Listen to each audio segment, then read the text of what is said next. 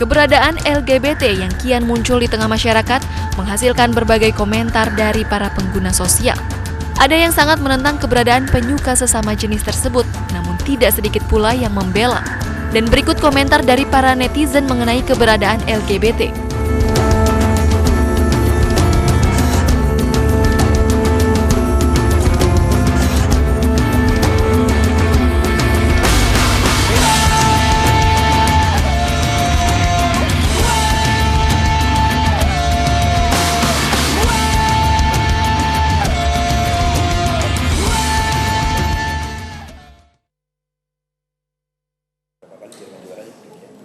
Pak Kiai, tadi Anda juga sempat bertemu dengan Menko Polhukam Luhut Binsar Panjaitan membahas soal LGBT ini. Seberapa jauh atau seperti apa respon dari pemerintah menyikapi fenomena sosial ini? Sebenarnya saya diundang oleh Pak Menko Polhukam Pak Jenderal Panjaitan, diajak bicara, kita akan mengadakan International Summit Islam Moderate Leaders yang insya Allah akan kita laksanakan Mei, dan semuanya nanti NU yang menjadi hostnya. 30 negara kita undang. Temanya terorisme dan narkoba. Baik, kalau khusus LGBT seperti apa? LGBT kemudian tadi ditindaklanjuti bahwa kita harus punya sikap yang tegas, bukan berarti keras. Tegas bukan berarti keras. Ada sikap yang pasti, yang tegas itu pasti, bukan berarti keras atau galak, tidak. Ya. Bahwa kita menolak LGBT. Respon pemerintah seperti apa, Pak Kiai? Ya, akan mengeluarkan undang-undang supaya melarang terjadinya komunitas LGBT. Bahwa kita sudah dalam keadaan darurat. Ngeri sekali kalau lihat beberapa gambar porno yang dilakukan oleh sama jenis dari anak-anak SMP SMA. Kita sangat prihatin sekali. Dan saya mengajak dari mimbar ini, saya mengajak kepada seluruh saudara-saudara saya, adik-adik saya yang sudah terlanjur punya penyimpangan seksual, ayo kembali ke jalan benar. Terutama dengan Mas Toyo yang langsung ketemu saya di sini, saya mengajak dengan senang, dengan sayang, bukan dengan benci. Ayo kita kembali ke jalan yang benar, yang normal, sesuai dengan fitrah Allah sebagai ciptaan Tuhan yang sudah desain oleh Tuhan. Kita menyukai lain jenis. Bukan. Mas Toyo, pemerintah akan mengeluarkan undang-undang. Komentar Anda seperti apa? Ya, undang-undang kan produk politik dan kita lihat aja proses demokratisasi. Buat saya ini bagian dari proses, dan pasti nanti kita lihat kalau undang-undangnya penghapusan kekerasan dan diskriminasi, maka kita harus dukung kan. Tapi kalau undang-undang itu mendiskriminasikan, justru kita harus tolak. Bukan cuma untuk LGBT, pada siapapun warga negara nggak boleh punya undang-undang mendiskriminasikan. Apalagi untuk melakukan membuat organisasi, karena itu hak dasar.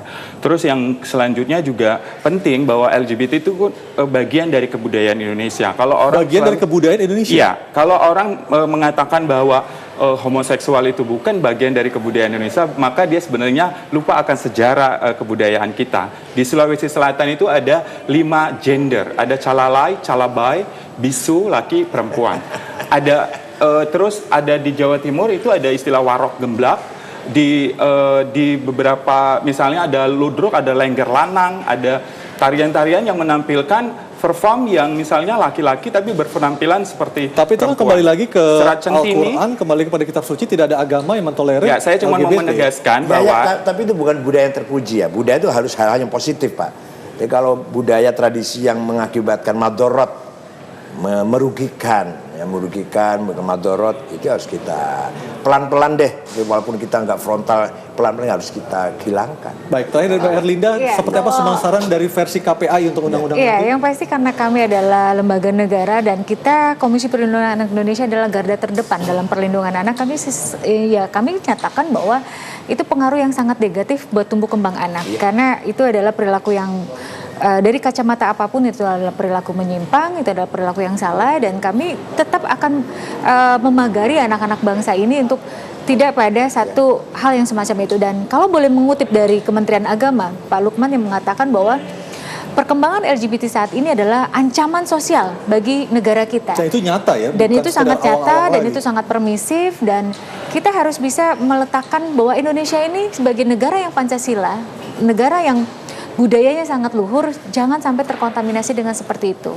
Ingat bahwa hak dari anak sangat besar, hak dari kita sebagai manusia yang perilaku seksnya adalah laki-laki dan perempuan, ya kami pun juga punya hak untuk kami tidak takut dengan hal-hal yang sudah teman-teman dari LGBT memperlihatkan itu. Sehingga singkat kata dari sini kami hanya mengatakan bahwa kita harus bisa duduk bersama dari mana kacamata yang dikatakan budaya tadi, apakah budaya itu dilegitimate oleh bangsa kita atau tidak.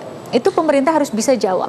Dan kami katakan bahwa sebagai aset negara, anak lebih besar porsinya untuk lebih dilindungi. Karena mereka pada dasarnya dalam Undang-Undang Perlindungan Anak mempunyai hak yang dilindungi tidak hanya oleh orang tuanya, tapi oleh negara. Itu jelas. Sementara dari LGBT itu sendiri belum punya legal formalnya. Dari sisi orang tua, apa yang harus dilakukan agar anaknya terlindung dari LGBT? Yang pasti kita tahu bahwa dari kecil anak-anak harus selalu dirangkul dan katakan padanya bahwa ekspresi seksual, perilaku seksual itu hanya dua. Tuhan menciptakan laki-laki dan perempuan. Pada saat ternyata kita menginginkan anak perempuan, ternyata yang lahir adalah laki-laki, jangan pernah memakaikan pakaian anak kita itu perempuan, pun sebaliknya. Kita harus bisa terima. Dan pendidikan seks yang belum anak-anak punya itu harus diberikan kepada anak-anak. Mana laki-laki, mana perempuan, dan kita tegas dalam hal itu. Pendidikan seks harus diberikan paling ideal adalah pada saat usia 3 tahun atau minimal sebelum dia pubertas. Itu yang harus dilakukan dan kata kunci adalah jika kita ingin anak kita menjadi anak yang sehat, anak yang berdaya juang, tangguh dan unggulan, orang tua bisa mengkomunikasikan, bisa menempatkan diri dia sebagai teman, sahabat, orang tua dan sesuatu yang sangat nyaman. Baik, terima kasih Mbak Linda, Mas Toy, terima kasih, Pak Kiai, terima kasih atas waktunya berbincang bersama kami malam ini. Dan pemirsa, inilah akhir dari Talk to Anies malam ini. Kita akan kembali bertemu dengan topik dan pembahasan berbeda. Saya Aryo Ardi, selamat malam dan sampai jumpa.